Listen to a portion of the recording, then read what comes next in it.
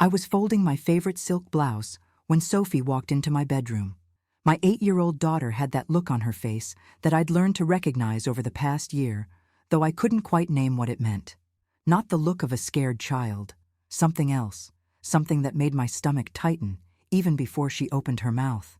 "Mommy, I need to tell you a secret," she whispered, closing the door behind her with careful deliberation. I paused, the blouse half folded in my hands, looking at my daughter's face. Those green eyes, so identical to mine, stared back with an intensity that didn't belong on an 8-year-old. I'd been CEO of Laurent Financial Consulting for 12 years. I'd negotiated billion-dollar deals. I'd stared down rooms full of men who thought a woman couldn't command their respect. But something about the way my daughter looked at me in that moment made my heart start racing. "What is it, sweetheart?" I asked, trying to keep my voice calm. Sophie glanced at the open suitcase on my bed, at the stack of business casual outfits I'd been packing for my 3-day trip to Dallas. Then she looked back at me. "Daddy has a girlfriend," she said, not like a child sharing playground gossip, like a prosecutor presenting evidence. "And when you leave for your trip tonight, they're going to meet." The blouse slipped from my fingers. I stared at my daughter, my mind trying to process what she'd just said. 18 years of marriage, 18 years with Adrian, my architect husband, the man who'd supported my career, who'd been the primary parent while I built our fortune, who'd never once made me feel guilty for being the breadwinner in our household. "Sophie, that's a very serious thing to say," I managed, my voice coming out steadier than I felt. "Why would you think that?" She didn't hesitate, didn't look away, didn't display any of the uncertainty a child her age should have when making such an accusation. "I've seen things, Mommy. The woman has dark hair, she's pretty. Daddy always goes to meet her on Thursday nights when he says he has dinner with clients. And I've heard him talking to her on the phone. He deletes the messages in the bathroom because he thinks nobody's watching." My throat went dry. Thursday nights. Adrian did have client dinners on Thursdays. Had for months now. Regular as clockwork. And yes, I'd noticed him on his phone more than usual, sometimes stepping into the bathroom to take calls.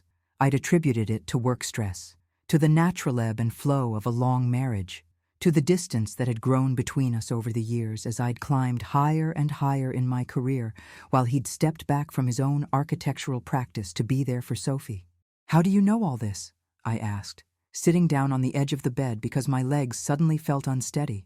Sophie came closer, her small hand touching my knee. "I pay attention, Mommy. I notice things when you're not here." That last part hit like a physical blow. When you're not here. How many times had I been not here over the past 8 years? How many school plays had I missed while closing deals in San Francisco? How many bedtime stories had Adrian read alone while I was on video conferences with clients in Zurich? How many times had I promised Sophie I'd be more present, only to cancel plans when work demanded my attention? 3 major events this year alone. Her school concert in February, her birthday party in April where I'd shown up 2 hours late, the mother-daughter tea at her school in September that I'd missed entirely because of an emergency board meeting.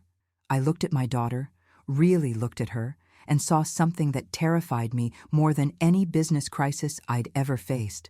She wasn't crying. She wasn't upset. She was calm, calculating, like she'd rehearsed this moment. "Are you sure, baby?" I heard myself ask, even though everything in her demeanor told me she was absolutely certain of what she was saying. "I'm sure, Mommy. He's going to leave at 8:30 tonight. He told her on the phone yesterday that you'd be gone, that they could finally have time together." She paused, then added, "I didn't want to tell you because I didn't want to hurt you, but I thought you should know." I sat there in my bedroom, the bedroom I'd furnished with a king-size bed that cost $8,000 in the house I'd bought for $2.4 million in Beacon Hill, surrounded by the trappings of success I'd worked 70-hour weeks to achieve, and felt my entire world tilting on its axis. My phone buzzed. A text from my business partner. "Roxy, client just confirmed 9 a.m. meeting tomorrow. Flight still on schedule?" I looked at that text, looked at my packed suitcase, looked at my daughter with her 2 knowing eyes. Then I made a decision that I'd never made before in my professional life. I called my partner back immediately. "Mark, I need to cancel Dallas. Family emergency." "What?" "Roxy, this is the Hendricks account. We've been courting them for 8 months. I know. Handle it. I trust you completely.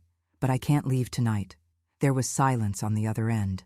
In 12 years as CEO, I'd never canceled a major client meeting. Never put family before business. Never once chosen home over empire. Is everything okay? Mark asked, concern replacing irritation in his voice. I'll explain Monday. Just handle Dallas for me. I hung up and looked at Sophie. Mommy's staying home tonight. The expression that crossed her face was complex. Relief, yes, but something else too. Something that looked almost like satisfaction. She hugged me tightly, her small arms wrapping around my waist. I'm glad, Mommy. I don't like it when you're gone. After she left the room, I sat on my bed for 10 minutes, just breathing, trying to process, trying to think like the analytical businesswoman I'd trained myself to be instead of the terrified wife I suddenly felt like.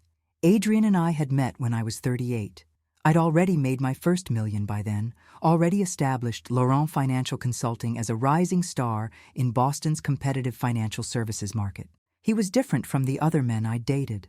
A talented architect who ran a boutique firm specializing in sustainable residential design.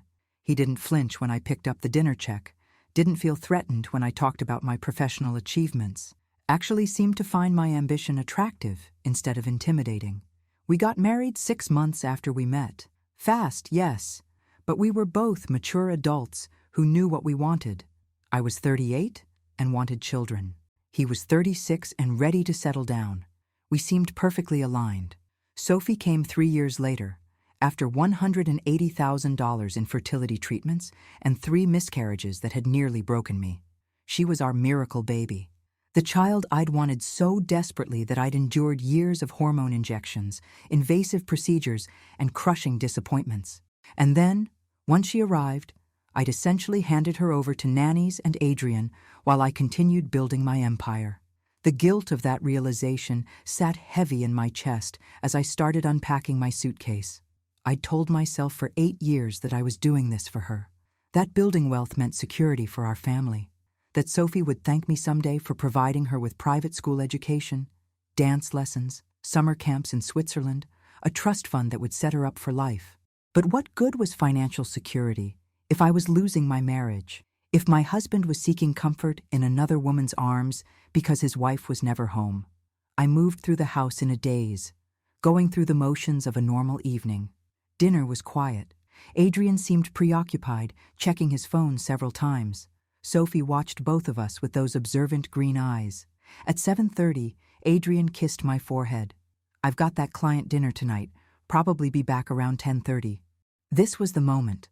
I could confront him now, tell him I knew, demand answers. But something stopped me. Maybe it was the CEO in me, the part that knew you never showed your hand before you had all the information. Maybe it was cowardice. Maybe it was the desperate hope that Sophie had somehow misunderstood, that there was an innocent explanation. Okay, I said simply. Drive safe. He looked surprised. Usually I was already in my home office by this time, prepping for the next day's meetings. You're not working? Canceled Dallas. Decided to stay home this week. The color drained from his face. Just for a second, but I saw it. Oh, that's unusual for you.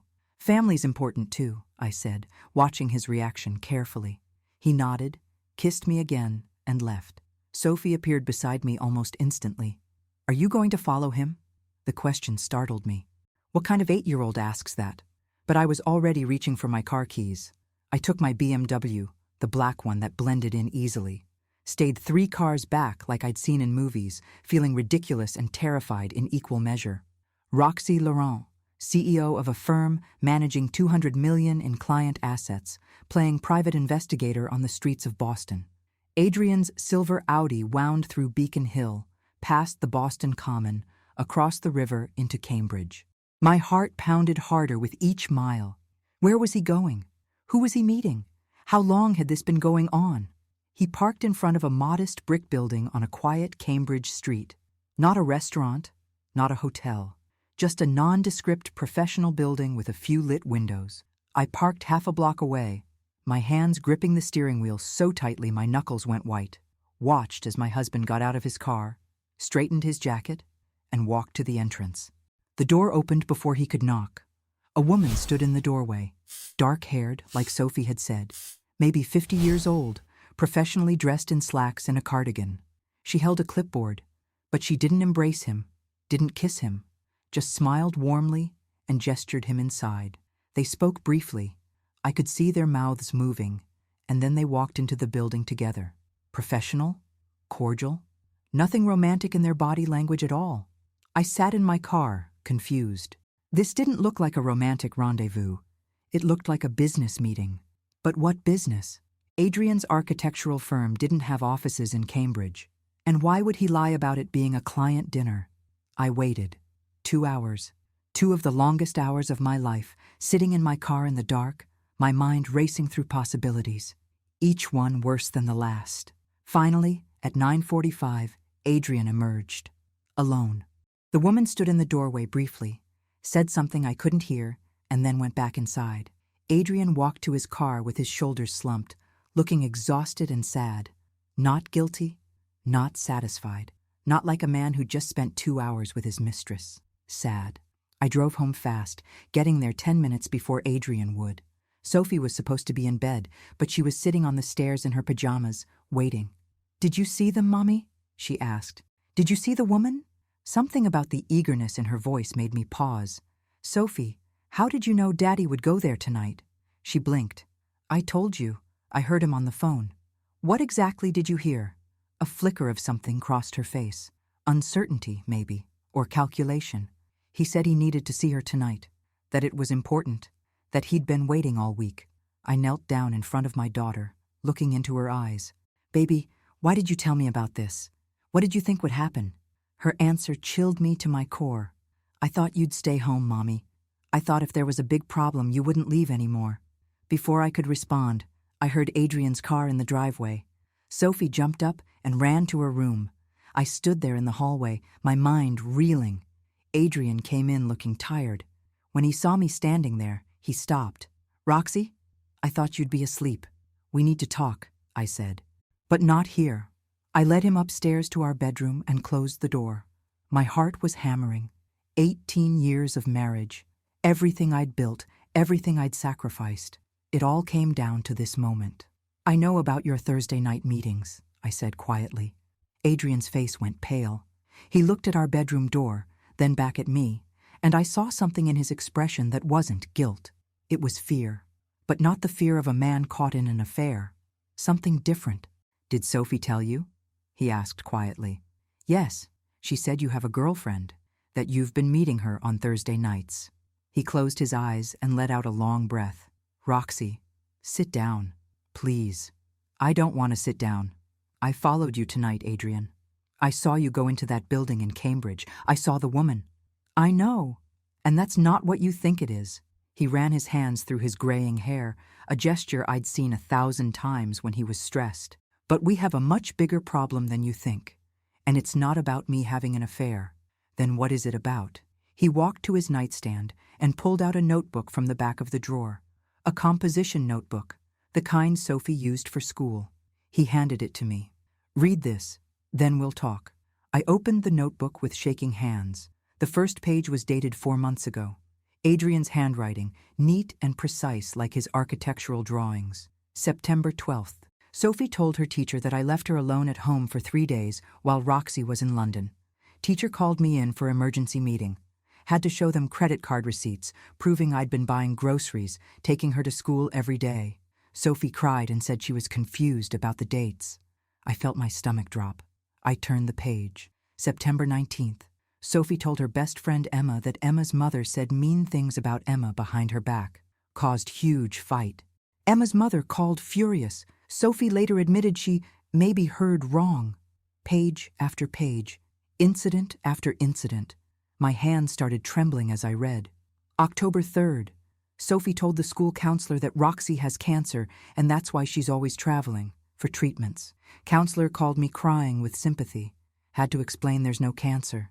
Sophie said she wanted people to understand why Mommy is gone so much. October 15th.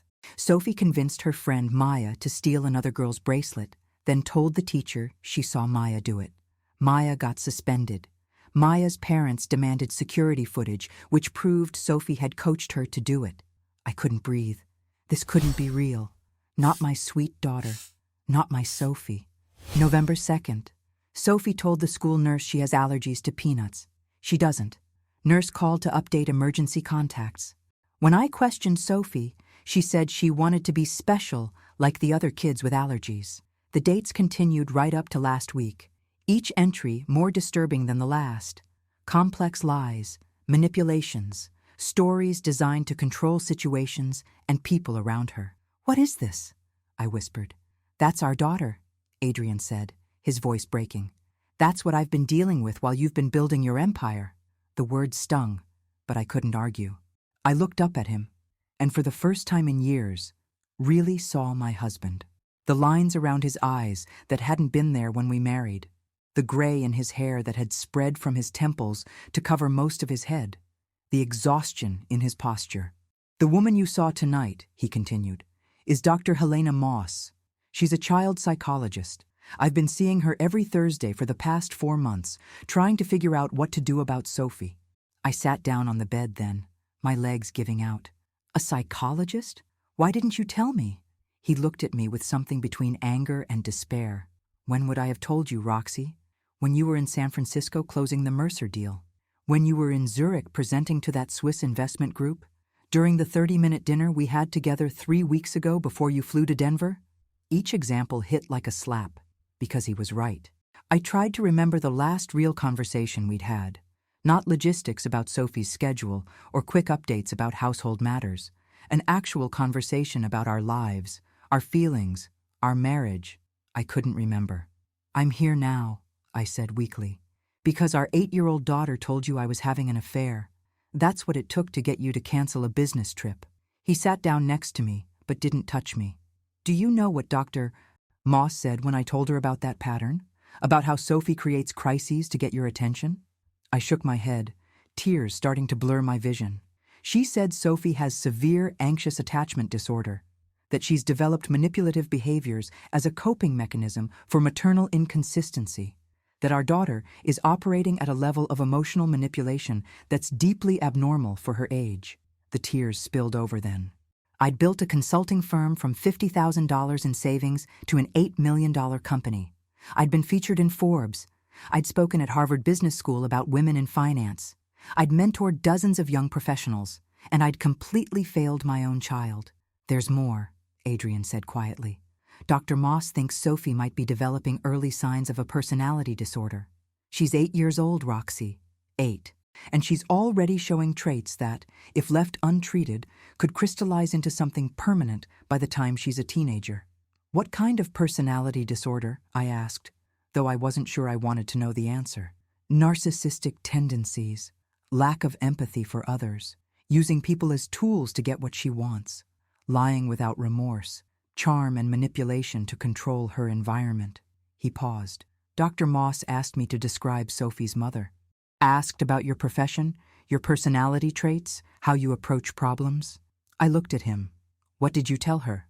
"I told her you're brilliant, strategic, that you can read a room and know exactly what people want to hear, that you're incredible at negotiations because you understand human psychology and know which levers to pull, that you built a fortune by being smarter and more determined than everyone else."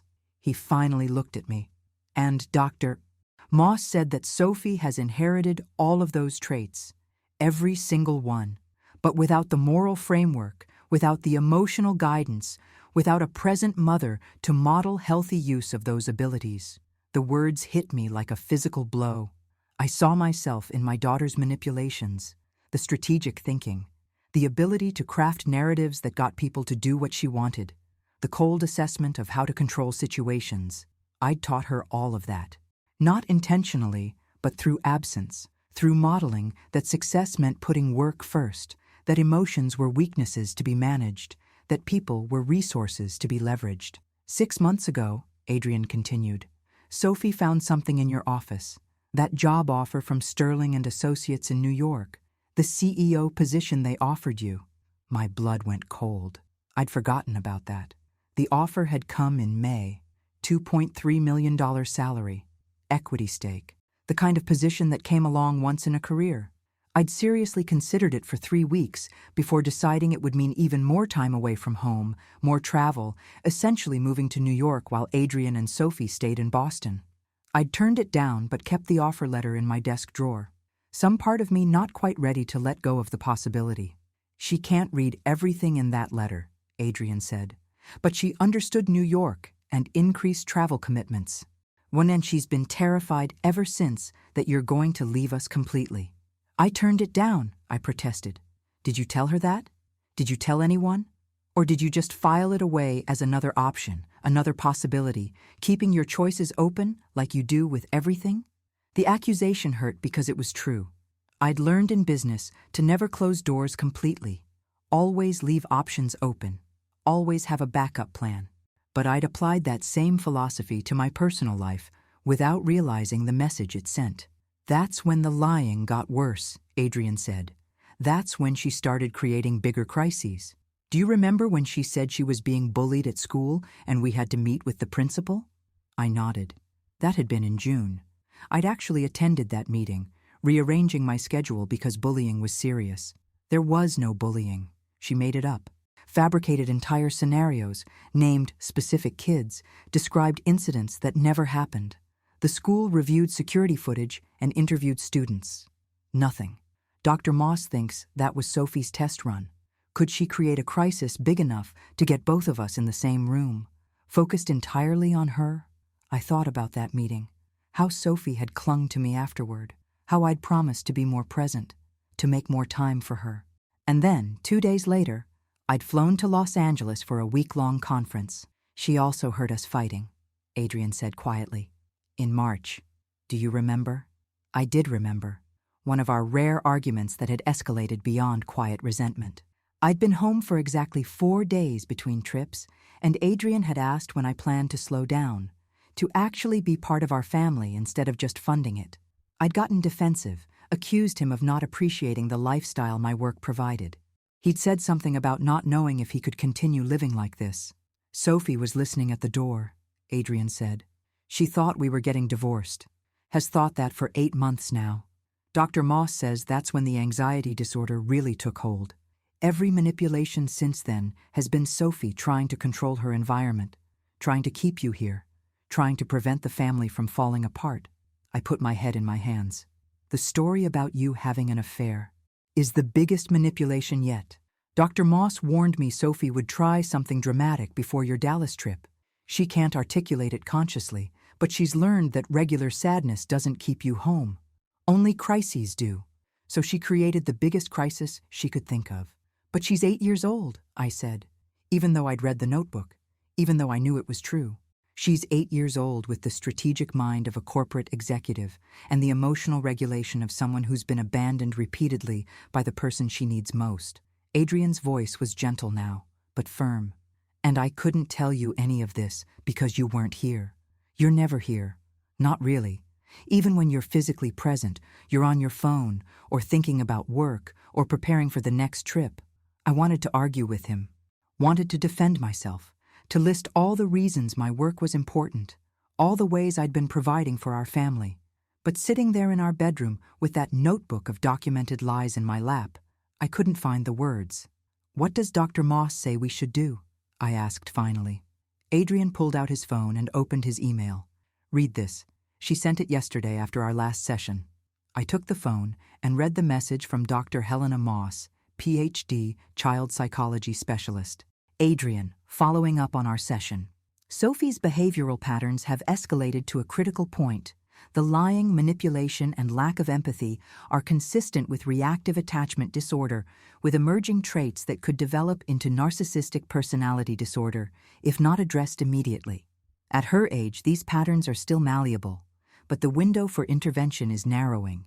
She needs intensive therapy, possibly medication for the anxiety, and most critically, she needs consistent, present maternal attachment. Without that foundation, no amount of therapy will create lasting change. I cannot stress enough how urgent this is. We're looking at potential psychiatric hospitalization if the behaviors continue to escalate. Please discuss with Roxy as soon as possible." My hands shook as I handed the phone back. Psychiatric hospitalization? She's 8 years old. Yes, she is. And last week she told another child at school that if Emma didn't give her the lead role in the class play, she'd tell everyone Emma's father touches her inappropriately. Adrian's voice was hollow. Emma's father is a pastor, Roxy, a respected community member. Sophie was willing to destroy that man's life to get a role in a third-grade play. I felt bile rise in my throat. Did she actually say that? Emma told her mother, terrified. The mother called the school. The school called me. I had to sit in a meeting with the principal, the school counselor, and Emma's parents while they decided whether to expel Sophie or give her one more chance. He paused. I told them we were getting professional help. That's the only reason she's still enrolled. I stood up and walked to the window, looking out at the Boston skyline. My city, the city where I'd built everything. Each lit building represented businesses like mine, people climbing their own ladders, achieving their own versions of success. I don't know what to do, I admitted. I've never not known what to do. You start by being here, Adrian said. Not just physically, actually here, present, consistent. That's what Dr. Moss says Sophie needs more than anything. I have the Hendricks presentation on Monday, the Chen merger on Wednesday, the board meeting. Roxy. Adrian's voice cut through my automatic listing of obligations. Our daughter is on a path to becoming someone we won't recognize, someone who hurts people without conscience, someone who uses and manipulates and destroys because that's the only way she knows how to survive in a world where her mother is never there. The words hung in the air between us. I turned to face him. Are you saying this is my fault? I'm saying we both made choices. You chose your career. I supported that choice because I loved you and believed in your ambition. But somewhere along the way, your career became everything, and your family became an afterthought. And yes, the result of that is a child who's developing serious psychological problems. I thought about Sophie's face earlier tonight. That calm calculation. The way she'd said she wanted me to stay home. The satisfaction when I'd canceled my trip. She knew exactly what would happen, I said quietly. She knew if she told me you were having an affair, I'd cancel everything to deal with it. She manipulated me. She learned from the best, Adrian said, and there was no malice in his voice, just sadness. I walked back to the bed and picked up the notebook again, flipping through pages. How long have you been documenting this? Since September, when the incidents started getting more frequent and more serious. Dr. Moss suggested keeping records in case we need them for psychiatric evaluation or if the school requires documentation. Does Sophie know you're seeing a therapist about her? No, I've been careful. But Roxy, we're past the point of handling this quietly. She needs intensive intervention. Dr. Moss recommends therapy 3 times a week minimum, possibly medication, and she strongly suggests family therapy for all 3 of us. 3 times a week? I can't. I stopped myself. Can't what? Can't rearrange my schedule for my daughter's mental health? Can't prioritize her over client meetings? Adrian watched me struggle with it. This is exactly what Dr. Moss warned about. She said you'd resist. Said most high-achieving parents do because they can't accept that there are some problems that money and willpower can't solve. That some things require time and presence, not resources. That's not fair. I'm here now, aren't I? I canceled Dallas. Yes, because you thought I was cheating, not because I told you our daughter needed you. He stood up. And what happens next week when there's another crisis at work? Another client emergency? Another opportunity you can't pass up? I didn't have an answer, because he was right. My instinct was already planning how to reschedule Dallas, how to handle the Hendricks account remotely, how to manage everything without actually giving up control. I need to think, I said. Roxy, we don't have time for thinking. Dr. Moss wants to see all 3 of us together tomorrow, Saturday morning, 10 o'clock. Tomorrow? I have... What? What do you have tomorrow that's more important than this? I pulled up my calendar on my phone.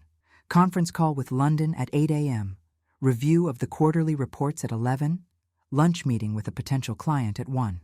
All of it felt simultaneously crucial and completely meaningless. Fine, I said. Tomorrow at 10. Adrian nodded and turned to leave, then stopped at the door. One more thing. Sophie's not the only one who needs therapy.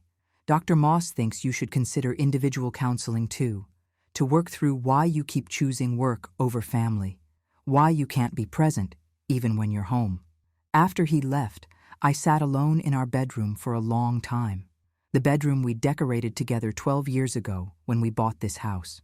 I remembered being so excited, so certain that this was the beginning of our perfect life.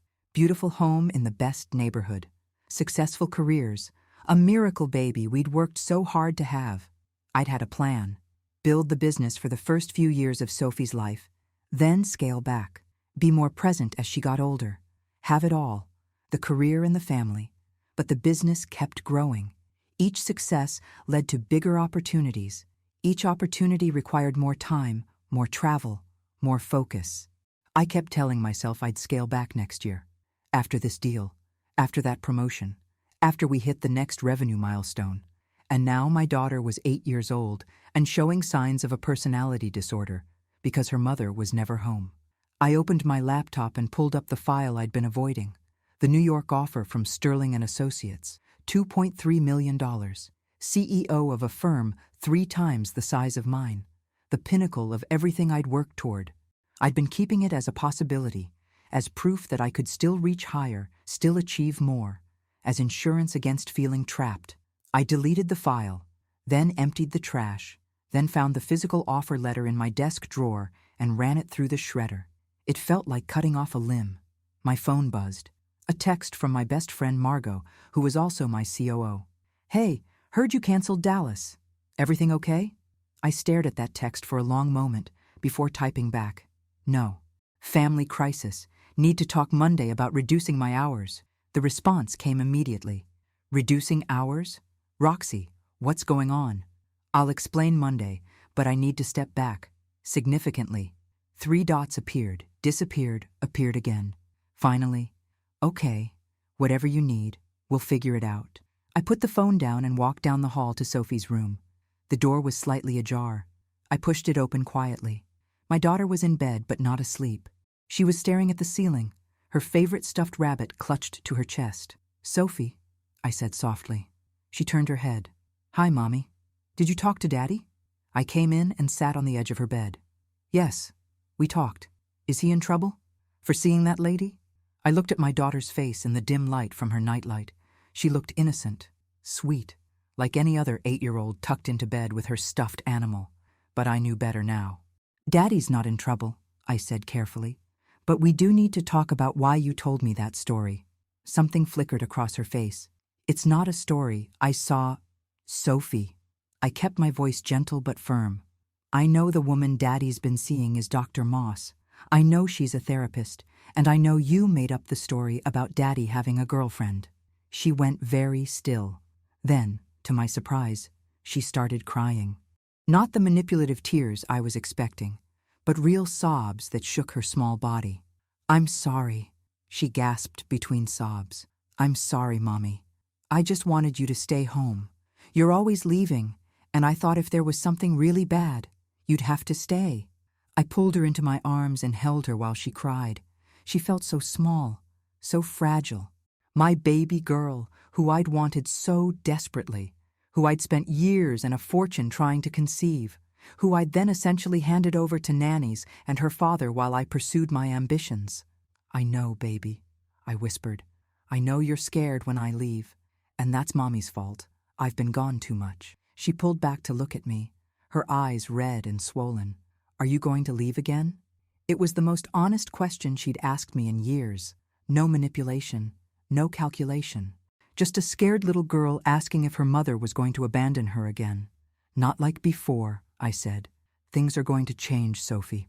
I promise." "You always say that," she said, and the resignation in her voice broke my heart. "You said it after you missed my birthday party, and after you missed the mother-daughter tea, but you still leave." She was right. I had said it before, multiple times, and each time I'd meant it in the moment. But then work would pull me back in, and the promise would be forgotten. "This time is different," I said. "Why?" She looked at me with those 2 knowing eyes. "What's different?" I took a deep breath. "Because this time, I understand what's at stake, and because we're going to see someone tomorrow who's going to help all of us." "Dr. Moss?" Sophie asked, and I realized she knew more than I'd thought. "You know about Dr. Moss?" She nodded. I heard Daddy on the phone with her a few times. I thought maybe she was his girlfriend, because he talked to her about feelings and stuff. She's not his girlfriend. She's a therapist who helps families. And tomorrow, we're all going to talk to her together. Sophie was quiet for a moment. Am I in trouble? For lying? I chose my words carefully. You're not in trouble, but you are hurting, and when people hurt, they sometimes do things that aren't okay. Dr. Moss is going to help you feel better so you don't need to do those things anymore. Will you really stay home more? She asked, and the vulnerability in her voice was like a knife to my chest. Yes, I said. I will. I'm going to make big changes at work so I can be here more. Really here, not just in the house but on my phone. She studied my face like she was trying to determine if I was telling the truth. Then she said something that made me realize just how much damage I'd done. Emma's mom is always at school. She volunteers in the classroom, and she brings cupcakes on birthdays, and she knows all the kids' names. Sophie's voice was small. I told everyone you were important and busy saving people's money. But sometimes I wish you were just a regular mom who brought cupcakes. I had to fight to keep my composure. Would you like me to bring cupcakes to your class? Would you really? The hope in her eyes was almost too much to bear. Yes. When's the next class party? Next Friday. We're having a Thanksgiving celebration. Then I'll be there next Friday with cupcakes, and I'll stay for the whole party. She threw her arms around me again. Promise? I promise, baby. And this time, I'm keeping my promise. After I tucked her in and kissed her goodnight, I went back to my office and opened my laptop. The quarterly reports could wait. The London call could be handled by Margot. The potential client lunch would have to be rescheduled. I started making a list. Not of business tasks, but of changes I needed to make. 1. Meet with Margot and the board about transitioning from CEO to a less intensive role. Maybe chairman, maybe just a board member. Something that would let me keep my equity and involvement, but drastically reduce my day-to-day responsibilities. 2. Clear my calendar for the next month. No travel, no client dinners, no weekend work. 3. Find a therapist for myself. Because Adrian was right.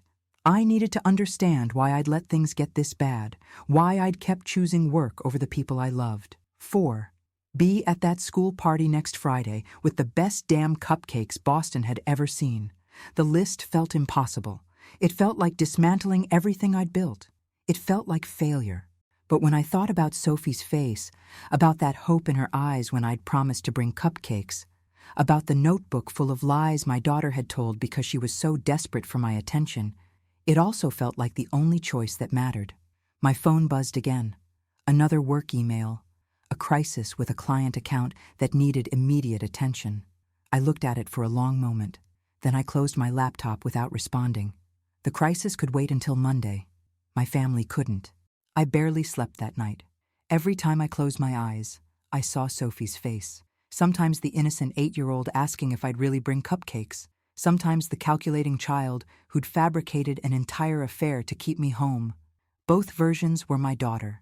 Both versions were real. At 6 a.m., I gave up on sleep and went downstairs. Adrian was already in the kitchen making coffee. We moved around each other carefully, like strangers sharing space. Did you sleep? He asked. No. You? Not really. He poured 2 cups and handed me one. Are you still planning to come to Dr. Moss's office this morning? The question stung. He still didn't trust that I'd follow through. And why should he? I'd broken promises before. I'll be there, I said firmly. I already emailed Margot and told her to handle the London call. Something shifted in his expression. Surprise, maybe. Or hope. That's the first time you've delegated a client call in years. I know. I wrapped my hands around the warm mug. Adrian, I need you to understand something. I'm not just saying I'll change. I'm actually going to do it this time. I've heard that before, Roxy. I know. But this time I saw the notebook. I read Dr. Moss's email. I saw what my absence has done to Sophie. I paused. And I saw what it's done to us. He leaned against the counter, watching me carefully. What does that mean? It means I'm stepping down as CEO. Not immediately. I need to do it properly so the company doesn't suffer. But I'm transitioning to chairman within the next 6 months. Non-executive role. 20 hours a week maximum. No travel. The coffee mug stopped halfway to his mouth. You're serious. Completely. I've already started drafting the plan. Margot can take over as CEO. She's been ready for years. I've just been too proud to admit it. Adrian set down his mug and crossed his arms. What about the New York offer?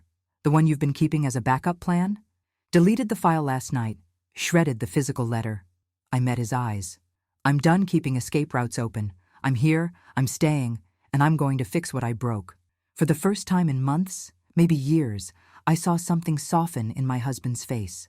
Not forgiveness. We weren't there yet, but something like cautious belief. Dr. Moss is going to push you, he warned. She doesn't accept excuses or half measures. She's going to ask you questions you won't want to answer. Good, I said, because clearly I need someone to push me. Sophie came down at 7:30, still in her pajamas.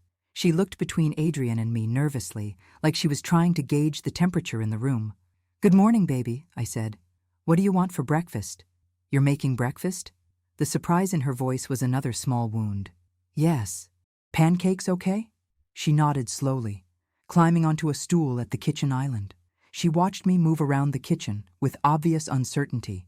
I realized with shame that I couldn't remember the last time I'd made my daughter breakfast. Months, probably. Maybe longer. The pancakes were slightly lumpy and unevenly cooked, but Sophie ate them without complaint.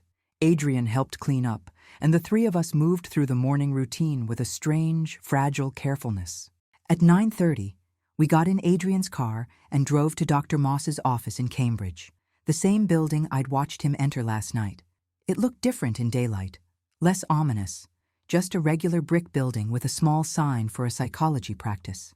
Dr. Helena Moss's office was on the second floor. Warm colors, comfortable furniture, shelves full of books and toys. She greeted us at the door, the same dark-haired woman I'd seen last night. You must be Roxy, she said, extending her hand. I'm Dr. Moss. Thank you for coming. She was professional, but not cold. Her handshake was firm. She looked like someone who'd heard every excuse, seen every family dynamic, and wouldn't be impressed by wealth or status.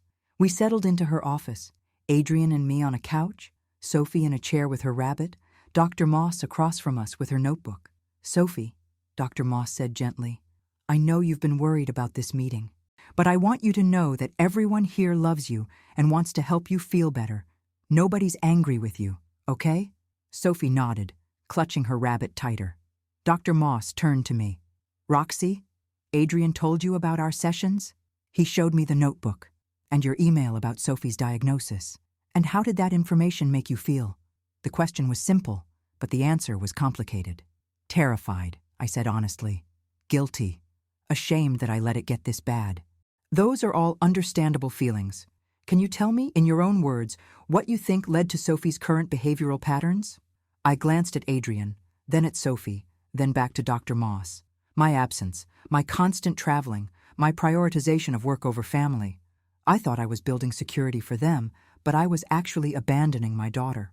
That's a very honest assessment, Dr. Moss said. Sophie, what do you think about what your mom just said? My daughter looked up, tears already forming in her eyes. I just want her to stay home. I don't care about the big house or the fancy school. I just want my mommy. The words shattered something in my chest. 8 years old, and she already understood that I'd been trading material comfort for emotional presence, that I'd been trying to buy her happiness instead of actually being there. Roxy, doctor. Moss continued. Adrian mentioned you've made the decision to step back from your CEO role. Can you tell me about that? I'm transitioning to chairman over the next 6 months, drastically reducing my hours and eliminating all travel. My business partner will take over as CEO. That's a significant change. How do you feel about it? I took a breath. Honestly, terrified.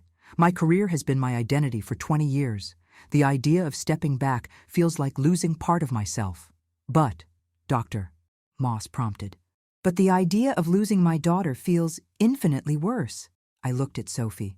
I built a business empire and almost destroyed my family in the process. That's not success. That's failure in the things that actually matter. Dr. Moss made a note. I'm going to be direct with you, Roxy. Sophie's condition is serious. The lying, the manipulation, the lack of empathy, these aren't just phases. They're survival mechanisms she's developed in response to inconsistent attachment. At 8 years old, these patterns are still changeable, but if they continue for another 2 or 3 years, they'll become her personality. Permanent. The word permanent hung in the air like a death sentence. What do we need to do? I asked. Sophie needs intensive therapy. 3 sessions per week minimum. Possibly medication for the anxiety. You and Adrian need couples counseling to address the resentment and communication breakdown in your marriage. And you, Roxy, need individual therapy to work through whatever drives you to choose work over family, even when you consciously don't want to. She paused, letting that sink in.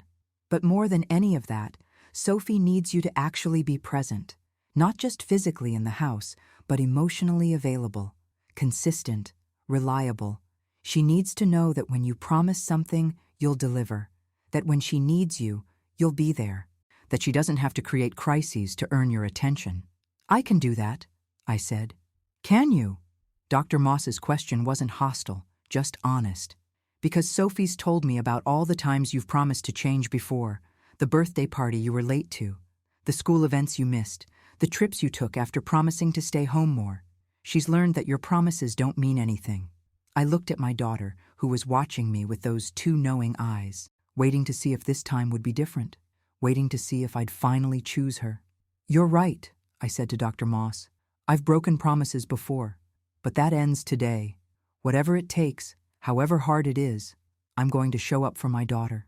Every day, consistently, until she believes it. Dr. Moss studied me for a long moment. Then she said the words that changed everything. Prove it. The challenge in Dr. Moss's voice wasn't cruel. It was clinical, professional. She'd seen too many parents make promises in her office that they wouldn't keep once they walked out the door. How do I prove it? I asked. You show up, she said simply. Every single day, every single commitment. No excuses, no last-minute cancellations, no emergencies at work that take priority. Sophie needs to learn that she can count on you. That takes time and consistency. She turned to Sophie. And you, sweetheart, are going to have to learn new ways to get your mom's attention. Ways that don't involve lying or creating crises. That's going to be hard, because the old ways worked, but they also hurt people and hurt you. Are you willing to try? Sophie nodded, still clutching her rabbit. Dr. Moss looked at all 3 of us. I'm going to be honest with you. The next 6 months are going to be the hardest thing you've ever done as a family. Harder than building a business, Roxy. Harder than raising Sophie mostly alone, Adrian. Harder than anything you've faced, Sophie. But if you commit to the work, if you show up to every session, if you actually implement the changes we discuss, then there's real hope for healing. We scheduled our first family session for Tuesday evening. Sophie's individual sessions would be Monday, Wednesday, and Friday after school. And Dr. Moss gave me a referral for my own therapist, a woman named Dr. Patricia Chen, who specialized in high-achieving professionals struggling with work-life balance. When we left Dr. Moss's office, it was almost noon. Sophie was quiet in the back seat. Adrian drove in silence. I stared out the window at Cambridge passing by, my mind racing. Ice cream? I suggested suddenly. There's that place Sophie loves in Harvard Square. Adrian glanced at me in surprise. You have time for ice cream? I have all the time in the world, I said. I cleared my entire calendar for the weekend. We went to the ice cream shop. Sophie got her favorite, mint chocolate chip with rainbow sprinkles. We sat outside even though it was chilly for November, and I watched my daughter eat her ice cream with pure joy on her face. Such a simple thing, such a small moment. But I couldn't remember the last time we'd done something like this together. Mommy, Sophie said, a bit of green ice cream on her nose. Are you really going to come to my Thanksgiving party next Friday? I really am, with cupcakes. What kind? What kind do you want? She considered this seriously. Vanilla with pink frosting, and maybe little turkeys on top? I'll figure out the turkeys, I promised, making a mental note to find a bakery that could do custom decorations. Adrian watched this exchange with something like amazement on his face. Later, after we'd dropped Sophie at her friend's house for a play date that had been scheduled weeks ago, he turned to me. Who are you, and what have you done with my wife? I laughed, but it was shaky. I'm trying to be the person I should have been all along. It's strange, he said. I've been angry at you for so long. But now that you're actually here, actually trying, I don't know what to feel. Are you still angry? I asked. He pulled into our driveway and turned off the car, but didn't get out. Yes, but I'm also hopeful and terrified. Because what if you can't sustain this? What if in a month you're back to the old patterns? Then you'll call me on it, I said, and I'll course correct. Adrian, I know I don't have credibility right now. I know I have to earn back your trust and Sophie's trust. I'm prepared to do that. We went inside and I did something I hadn't done in years. I made lunch, just sandwiches and soup from a can, nothing fancy, but we sat at the kitchen table together and talked, really talked. When did you start resenting me? I asked. He took a long time to answer. I don't think there was one moment. It was gradual. Every time you chose work over us, every time you promised to change and didn't, every parent-teacher conference I attended alone while other couples sat together, every time Sophie asked where you were and I had to make excuses. Did you ever think about leaving? Yes, he admitted. That's what I was discussing with my therapist, the one Sophie doesn't know about. I've been seeing someone for 8 months, trying to decide if I should ask for a divorce. The word hit me like a punch. And I couldn't do it. Because despite everything, I still love you. I love the woman I married. I just haven't seen her in a very long time. He paused. And because I couldn't do that to Sophie, she's already struggling so much. A divorce would destroy her. I don't want a divorce, I said quietly. I want to fix this. All of it. Us, Sophie, our family. Then you need to understand something, Adrian said, his voice firm. This can't be another business project for you to manage. You can't approach our family like a merger you need to execute. This requires actual emotional vulnerability, actual presence, actual time, things that don't fit into project management frameworks. He was right. My instinct was already trying to create spreadsheets in my mind, action items, timelines, measurable outcomes. But families didn't work that way. Help me, I said. Help me learn how to do this, because I don't actually know how. I know how to close deals and manage clients and grow a business, but I don't know how to just be present. Something in his face softened. Okay, we'll figure it out together. That afternoon, I made the call I'd been dreading. I asked Margot to come over. She arrived 30 minutes later, concern written all over her face. Margot had been with me since the beginning. My first employee when Laurent Financial Consulting was just me and a dream. She'd risen to COO and had basically been running the company alongside me for the past 5 years. What's going on? She asked as soon as we sat down in my home office. Your text sounded serious. I took a breath. I'm stepping down as CEO. She stared at me. What? My family is falling apart, Margot. My daughter has a serious psychological disorder because I've been absent her entire life. My marriage is on the edge of collapse. I can't keep doing this. So you're just quitting? Not quitting. Transitioning to chairman. I'll stay involved at a strategic level, but I need you to take over as CEO. Margot stood up and paced to the window. Roxy, I can't just... You built this company. You are this company. No, I said firmly. The company is bigger than me. You've proven that over and over. You're ready for this. You've been ready for years. She turned to face me. Is this really what you want? Or is this you having a panic attack and making a rash decision? It's what I need to do, I said. And yes, I'm terrified. This company has been my identity for 2 decades, but I almost lost my daughter because of it. I did lose years of her childhood that I can never get back. I don't want to look back in 10 years and realize I sacrificed my entire family for quarterly earnings. Margot sat back down, studying my face. You're really serious about this? Completely. I've already started drafting a transition plan. We'll announce it to the board next month. Take 6 months to transition fully. I'll stay on as chairman, so I'm not disappearing. But the day-to-day, the travel, the constant crisis management, that has to be yours now. What about the Chen merger? The Hendricks account? The expansion into European markets? You'll handle all of it, with my support and guidance, but you'll be making the decisions. I paused. Margot, you've been doing half my job already. We both know it. This just makes it official. She was quiet for a long moment. Then she asked, what does Adrian say? He's cautiously hopeful, but he doesn't trust that I'll actually follow through. I've promised to change before, and never did. So prove him wrong, Margot said. Show up for your family the way you've always shown up for this company. After Margot left, I went to my computer and started working on the transition plan. Not the work I usually did, client reports and financial projections, but an actual roadmap for stepping away from the business I'd built. It hurt. Every line I wrote felt like cutting away a piece of myself. But I kept thinking about Sophie's face when she'd asked if I'd really bring cupcakes. The hope mixed with disbelief, the desperate need to trust me mixed with the learned knowledge that I'd let her down before. That evening, when we picked Sophie up from her playdate, I suggested we cook dinner together. Sophie looked at me like I'd suggested we fly to the moon. "You want to cook?" she asked. "Why not? We can make something fun. What do you like? Can we make spaghetti? With meatballs?" Absolutely. The three of us worked in the kitchen together. It was chaotic and messy. I burned the garlic.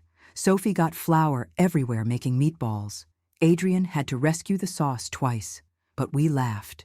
Actual, genuine laughter that I hadn't heard in our house in years. Over dinner, Sophie told us about her day with her friend. About the games they played, the fort they built, the argument they had and then resolved. Normal 8-year-old things. And I listened. Really listened. Not while checking my phone or thinking about work. Just present. After dinner, Sophie asked if I would help her with her homework.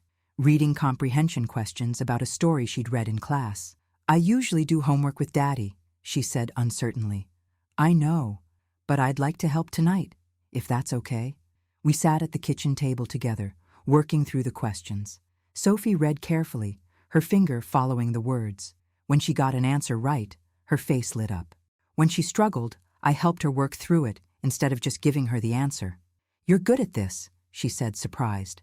"I used to tutor when I was in college," I told her, "before I got into finance." "Really? You never told me that." I realized with a pang how little my daughter actually knew about me. She knew I was successful, knew I traveled a lot, knew I made a lot of money.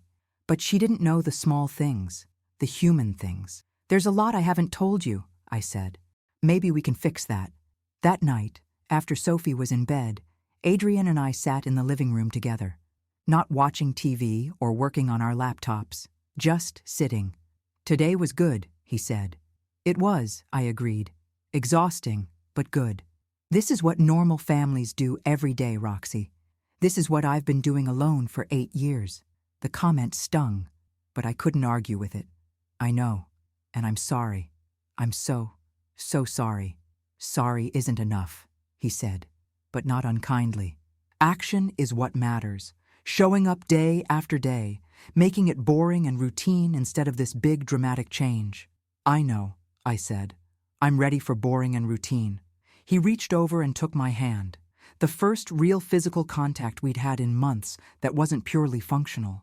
"I want to believe you," he said quietly. "I want this to work. So do I." The next morning was Sunday. No work emails to check, no calls to make. I woke up early and made pancakes again. Better ones this time. Sophie came down in her pajamas and climbed onto my lap while we waited for them to cook, something she hadn't done in years. "Mommy?" she said quietly. "Yes, baby." "Are you going to stay like this? Not leaving all the time?" I wrapped my arms around her. "I'm going to try very, very hard. And when I mess up, because I probably will sometimes, I want you to tell me, okay? You don't have to make up stories or create problems. Just tell me the truth, and we'll fix it together." She nodded against my chest. "Okay. And Sophie, I want you to know something. Even when I was traveling, even when I wasn't here, I always loved you. I made terrible choices about how to show it, but you were never unloved. Never." "I know," she whispered. "I just wanted you here." "I'm here now," I said, "and I'm not going anywhere." Adrian came down and found us like that. Sophie in my lap at the kitchen table. He didn't say anything, just came over and wrapped his arms around both of us. We stood there like that for a long moment, the three of us together. A family, broken and hurting and trying to heal. The pancakes burned while we held each other. And for the first time in my adult life, I didn't care about the waste or the inefficiency. I just held my family and felt grateful that I still had the chance to make things right. Later that day, I called Dr. Chen, the therapist Dr. Moss had recommended, made an appointment for Tuesday morning. Then I sent an email to the board requesting an emergency meeting for Friday afternoon. The subject line read, Leadership Transition Proposal. My finger hovered over the send button for a full minute before I pressed it. There was no going back now. The board meeting was exactly as difficult as I'd anticipated. 5 men and 2 women who'd watched me build Laurent Financial Consulting from nothing, who'd invested in my vision, who'd profited enormously from my relentless drive, all staring at me with varying degrees of shock and concern. Let me be clear, I said, standing at the head of the conference table in our downtown office. This isn't a negotiation. I'm transitioning to chairman effective immediately, with full CEO responsibilities transferring to Margot Chen over the next 6 months. I'll maintain my equity stake and remain involved at the strategic level, but I'm reducing to 20 hours per week maximum with 0 travel.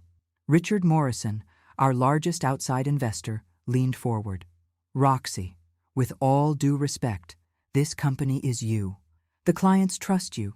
The team follows you. You can't just walk away. I'm not walking away, I'm stepping back. There's a difference. I pulled up the transition plan on the screen.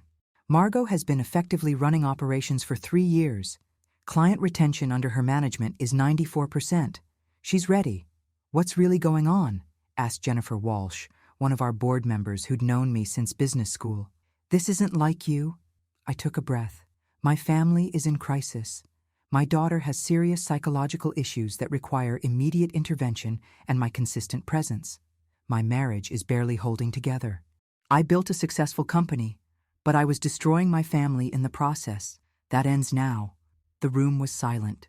These were people who understood sacrifice for success, who'd made similar choices in their own lives, but they also recognized finality when they heard it. The transition plan is comprehensive, Margot added, her voice steady. We've already begun delegating Roxy's client relationships. I've been shadowing her strategic decisions for years. The company won't skip a beat. After 2 hours of discussion, the board approved the transition. Not unanimously, Richard abstained, but it passed. As I walked out of that conference room for what felt like the last time as CEO, I felt something unexpected. Relief. The following Tuesday, I had my first session with Dr. Chen. Her office was in Back Bay, decorated in soothing blues and grays. She was younger than I expected, maybe 45, with kind eyes and a direct manner I appreciated. Tell me why you're here, she said, after we'd settled in. Because I nearly destroyed my family chasing success, I said, and I need to understand why I kept choosing work over the people I love. Over the next hour, she asked questions that cut to the bone. About my childhood, raised by a single mother who worked 3 jobs, who taught me that financial security was everything. About my early career, the men who'd told me I'd never make it, that I should be satisfied with middle management. About the drive that had pushed me to prove them all wrong. You equated love with provision, Dr. Chen said finally. Your mother showed love by working herself to exhaustion to provide for you. You learned that presence wasn't love. Sacrifice was love. So you sacrificed your presence to provide for Sophie. The insight hit like a revelation. But Sophie doesn't need my money. She needs me. Yes, and learning to show love through presence instead of provision is going to require rewriting some very deep patterns. That evening was our first family therapy session with Dr. Moss. Sophie was nervous, fidgeting with her rabbit. Adrian was guarded. I was terrified. Dr. Moss had us do an exercise. Each person had to say one thing they appreciated about each family member and one thing they needed from them. Sophie went first. I appreciate that Daddy always makes my lunch with the crusts cut off, and I need Mommy to actually be home when she says she will be. Adrian's turn. I appreciate that Roxy has always provided financial security for our family, and I need her to value emotional presence as much as professional achievement. Then me.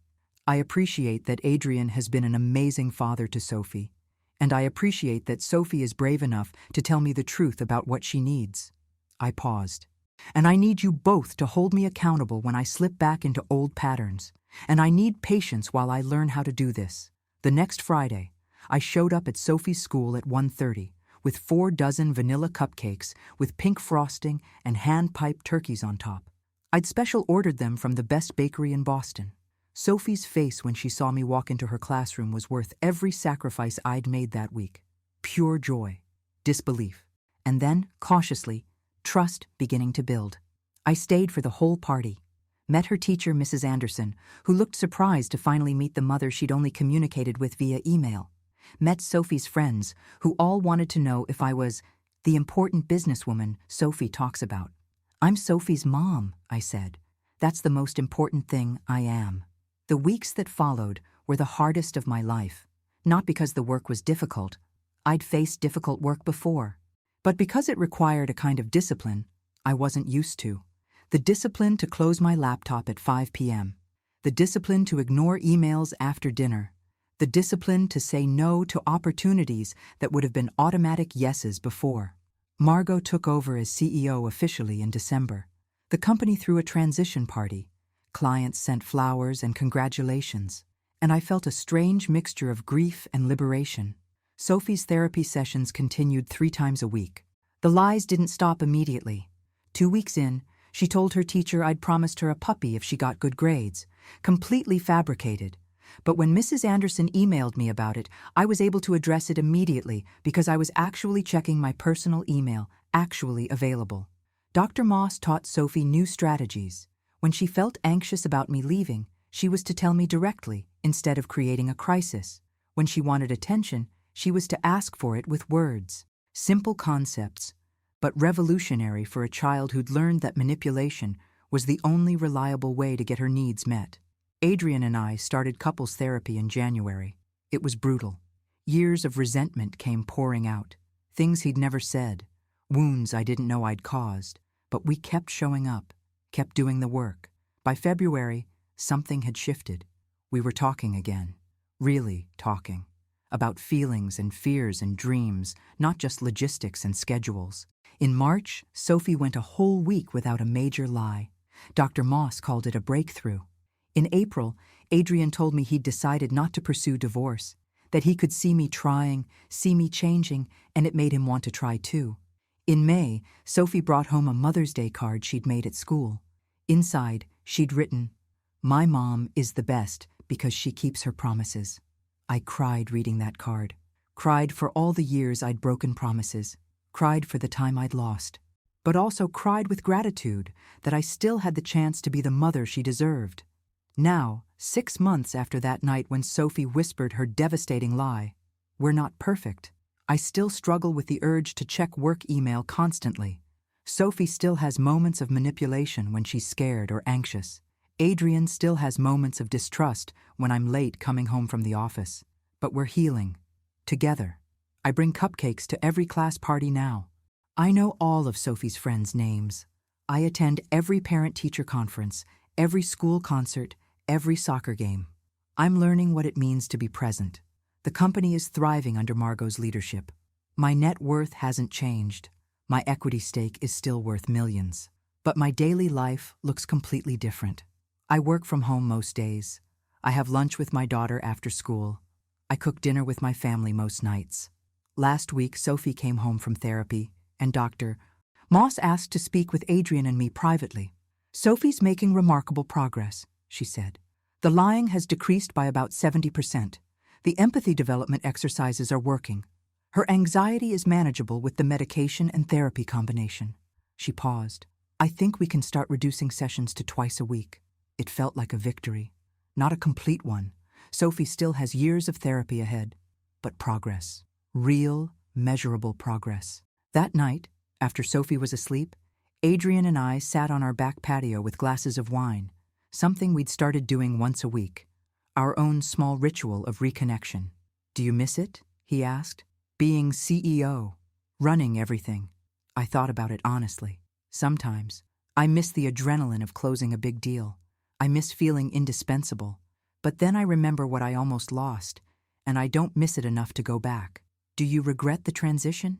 "No," I said firmly. "I regret that it took me so long to make it. I regret the years I lost with Sophie.